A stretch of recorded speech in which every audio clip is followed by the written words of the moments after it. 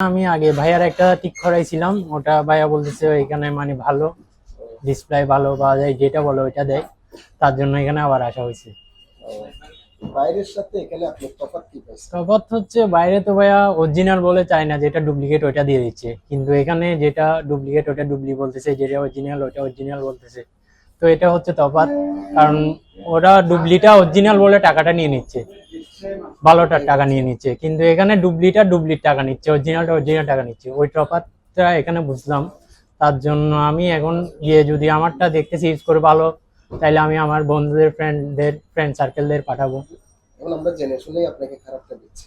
না, ওইটা তো আমি জেনে শুনেই নিছি ভাইয়া, ওটা তো আমি নিছি কারণ ওটা বাসায় ফ্যামিলিতে আম্মু ইউজ করবে, তার জন্য নিছি।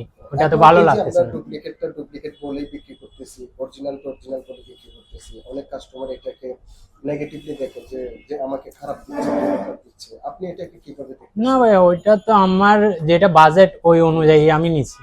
যদি আমার বাজেটটা ভালো হতো তাহলে আমি অরিজিনালটা নিতাম। ওটা আমার বাজেট অনুযায়ী দিছেন, আপনি তো আর ডুপ্লিটা অরিজিনাল বলে দেননি, না, না। ডুপ্লিটা ডুপ্লি বলে দিছেন, ওটা আমার বাজেটের উপর সবকিছু। এখন সেল কেয়ারের সাথে বাইরের সার্ভিসিং গুলোর সাথে আপনি পার্থক্য কি সেল দেখছেন? কেয়ারের সাথে বাইরের সার্ভিসিং হচ্ছে যেটা ডুবলি ওটা ডুবলি বলে দিচ্ছেন আপনারা, যেটা অরিজিনাল অরিজিনাল বলে দিচ্ছেন। বাইরে তো যেটা ডুবলি ওটা অরিজিনাল টাকা নিয়ে নিচ্ছে, আমাকে না ক্যাশ মেমো দিচ্ছে না কিছু দিচ্ছে, এখানে তো আমি ক্যাশ মেমোটা পাচ্ছি। ওকে, ধন্যবাদ।